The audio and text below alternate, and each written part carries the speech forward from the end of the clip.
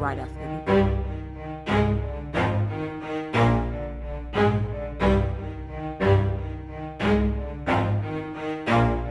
Jasmine Crockett. And what made me really want to touch on this story is that because I came across a clip with Jasmine Crockett speaking on this issue. You know, I cover Jasmine Crockett here. This is, again, a leadership channel.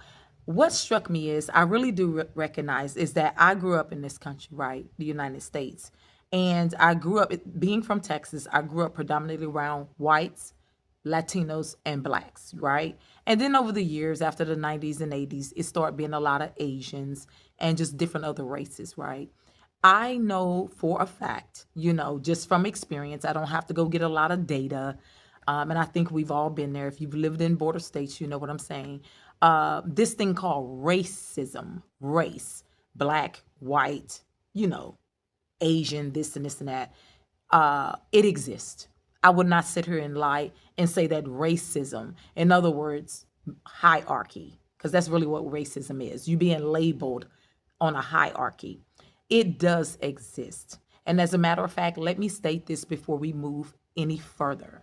Now, if you're in a rush and you don't like this kind of flow or sway, you must remember this is an educational channel. So we take the news and we educate ourselves so that we can think better, think clearer, and make better choices. And also, we do it from a leadership perspective so we can understand in developing ourselves, not just as leaders, but people who can better deal in whatever arenas we choose to go in, whether that's business, whether that's education, healthcare, or whatever. It doesn't matter. What matters is that we're able to take information, process it correctly, process it equally, and look at it.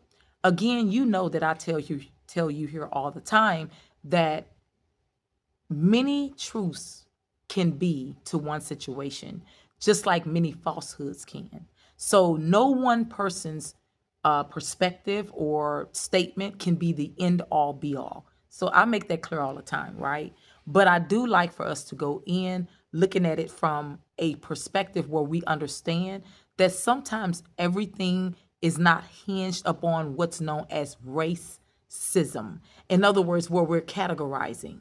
I'm priority, you're not, you know, because again, this is what white supremacy is, right?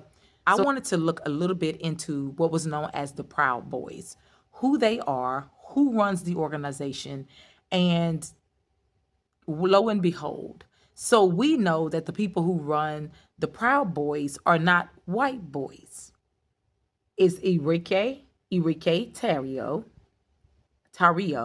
Enrique Tarrio, was one of the leaders of the Proud Boys, and then Joe Biggs.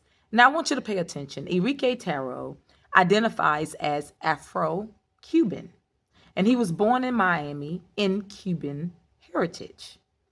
Now, Joe Biggs, on the other case, and let me correct that because I said not white, but anyway, he was white, reported as white, and non-Hispanic. Now, and there are other people who are in this organization who are known as Black people. Now, this got me to thinking. I said, wait a minute. So, according to the Southern Poverty Law Center, which is SPLC, officially the Proud Boys is listed as a designated hate group. Now, I want you to pay attention to some things, right? The group promotion of what is called Western chauvinism, anti-Muslim and anti-immigrant rhetoric, repeated involvement in violent confrontations, alliances and appearances alongside extremist organizations, internal communications leaked through chats and violent rhetoric, and the organization's role in events surrounded January the 6th in 2021, right? Now, it has a history of violence. It embraces misogynic ideology. It promotes anti-immigrant views, includes Islamic phobicism, and anti-LGBTQ rhetoric, right? Now, I want you to pay attention to something. The reason why I brought that up is because that's what they are known for. And if you notice, they were also known for being a white supremacist group. But the people who headed the organization were not white supremacists. And I thought to myself, that got me to thinking, can a person be Black or white or Latina and also be an actual white supremacist? Now, get where I'm going. Did they have any type of people in our society in past times and current that are actually, I'm not talking about old, people that like to hang out with white people or this and this and that. Do they actually have people of other races and other origins who agree with the white supremacy ideology and they choose to be a part of that and to carry it out in our world? That's a difference, right? And lo and behold, I said lo and behold, lo and behold, y'all. But anyway, yes, there foundations in it. So history has, of course, all kinds of reports of people agreeing, Black people and different people are actually, and even Latinos agreeing that they agree with that type of teaching and they also participate in that type of teaching. Do you understand what I'm saying? And I thought that that was kind of odd because, again, it states that white supremacy believe that whites are superior and that they are supposed to rule in politics, rule in governance, rule in business. But those people who take those ideas on, they're not sitting there thinking that these white people are to rule over them or to rule over society.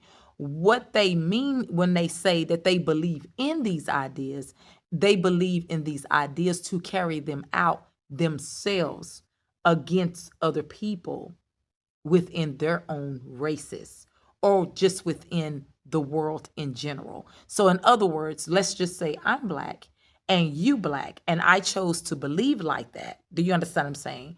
Then I would think that I'm superior than you, that I supposed to have a higher position than you. I'm supposed to have a better education than you. I'm supposed to live in a better neighborhood than you. I'm supposed to be in more governance than you. Do you understand what I'm saying? It's the same ideas. Same ideas. Now, I know a lot of people say, well, Black people really don't be thinking like that, and this and that, and Latinos don't really think like that, and other people don't think like, we don't go around doing what those people do. We don't kill just so that we can be ahead, and we don't put people in jails, and we don't do this and that. We don't? You saying that other Blacks do not try to dominate themselves over other Blacks? Are you saying that Latinas don't do the same? Are you saying that jealousy and hatred, which we contribute to these white organizations and these people who choose to act like that, are we saying that in Black communities and in Latino communities and other communities that people do not act with that kind of behavior? Hmm. I'm gonna leave that right there for a moment. I'm just gonna leave that right there. We're gonna keep going. I'm gonna let you think about that and we'll come back to it later. Okay. And if we don't, think on it. Just think on it. These ideas of white supremacy, let's go over the thinking, because then maybe you can get where I'm coming from when I say something like that. Because first you have to see the idea. Usually when we're talking about white supremacy on that, we talking about, oh, they killing Black folks or throwing Black folks in jail, or oh, they doing this and doing that. Let's get the ideas of how this thing created. So first, let's go over Black and white, Latinas and Asians and all of you, no matter who you are watching, you guys can relate, right? But right now I'm going to talk about Black and white because we need to bring into forefront of how did race come into creation, right? Because the word and the concept racist wasn't always there, right? People was just living, right? But then some years, you have before pre 400 years before all these ideologies came to play with slavery, slave trade, of ideologies of slave and all slavery and racism, right? Now before that, you've always had the peoples of the earth. So you've always had this kind of like competition and all these things going on since humanity existed. But first, let's hit on black and white. Let's do this right quick, right? Okay. Now, ideas about racial hierarchy are deeply connected to how societies created and use racial categories, right? Including labels such as black and white. Now, the modern ideal of race developed over centuries, right? So that's this modern day junk and the way everybody be fighting. Now, let's go with black, right? In many societies, black became a broad category used primarily to describe people of African ancestry. Now, during the era of European colonization and the transatlantic slave trade, European powers increasingly used racial categories to classify enslaved Africans and their descendants. Over time, black became not just a description of ancestry or appearance, but it also became a social and a political identity shaped by history, right? So we have to know that, and we know this, that black has existed before 400 years. So you understand what I'm saying? Like people of color, brown, dark skin, all of that, before they came up with these concepts of 400, before they came up with these ideologies with 400 years and the creation of history and the slave trade, right? So, but anyway, black, where this term is originating from this modern era, right? Now, let's go over white. The category white developed as European societies began grouping different European populations. Now, before I go any further, and I'm going to come back to this, there are over 43 categories of what is known as white or European, put it like that. And so there are Spanish mixed in that. As a matter of fact, let me give you the list, honey. A European is not just a single race in a scientific sense. It is primarily a geographic, cultural, and ancestral category. And in this, they have about 44 to 50 countries commonly considered as part of Europe. Now, I want you to think about that. You have Northern Europe, which is English, Scottish, Welsh, Irish, Norwegian, Danish. Oh, the list goes on and on and on. Then you have Western Europe, which is French, German, Dutch, all of these, Belgium, Swiss, Australia. It goes on and on. And then you have Southern Europe, Italian, Spanish, Portuguese, Greek, Maltese, Basque. Do you understand that? And then you have Eastern Europe, Polish, Czechs, Slavic, Hungarian, Ukrainian, Russian, Moldavian, Romania. Do you see how they go? But anyway, they have about 45 to 50 of them. Do you understand that? Now, let's get back to the white, what they consider as white. Historically, Europeans did not always see themselves as one racial group. English, Irish, Italians, German, Slavs, and others often viewed each other as separate groups of people. In the United States, the legal and social meaning of white expanded over time. For example, some European immigrants groups or those who were treated and outside gradually became included within the white category. So you guys see how they go, right? So it changed over time. So when they created the concept of white, they began to alter it over time so they can add more and more groups and more people. Now, you and I know when you look at white people, we don't necessarily consider like certain people who look closer to us, not necessarily maybe in our features, but in our skin tones and all that. We don't necessarily consider them as white, but they are labeled in these categories as white. Now, let's keep going. So now we can define what is known in the thinking, in the ideology. I like to call it ideology, right? Because people created this idea. This idea was not something we was born with or innate with. It is an idea that was created. Do you understand that? So white supremacy, the ideas and the definitions and the philosophies were created Do you understand that? So let's look at what they are, and then we'll look at how do other races fit into that, including us, Black folk.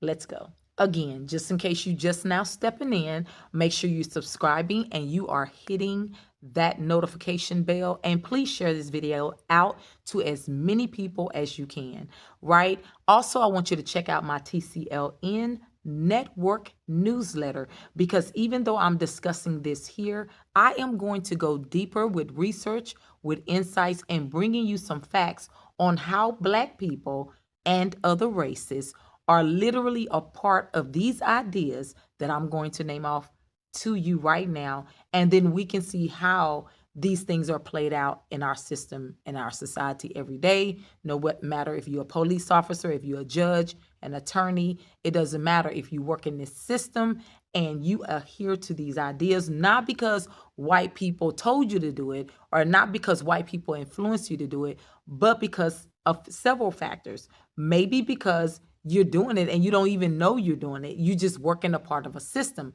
That's number one. Sometimes we do things blindly and we really don't understand. But number two, you can also like the ideas yourself, because maybe you're a person who is competitive and you like dominance, but maybe you're a person that you want to be in control. Maybe you're just a person that you feel that you are superior to people. This happens a lot with religion. You understand what I'm saying? People get into religion, they start thinking that I'm a child of God, and believe it or not, there are some people who fall into the trap of superiority. They just do. Now, they would love to mask it that I love the Lord, I love everybody, and so do God too. But if you listen to the way that people talk, they're very, very prideful. And you listen to the tonality and the spirit of a thing. See, I can say that God is for us all. You understand what I'm saying? I can say that God is no respecter of person. I can say that God wants us to be our best. But if I'm carrying this superiority, what would I call it, attitude, and the way I sway and the way I talk, and honey, I'm this and you can't touch me, and I'm this and I'm that, that's a superiority mentality. Wouldn't you not agree? Let's continue on. So the major beliefs associated with white supremacy include, I'm going to read you this stuff off, so make sure you're listening closely so that you can be able to understand how a lot of these ideas, when you take away the word white, you will see people playing this stuff out in our society all day long within these institutions that they work in. Number one, a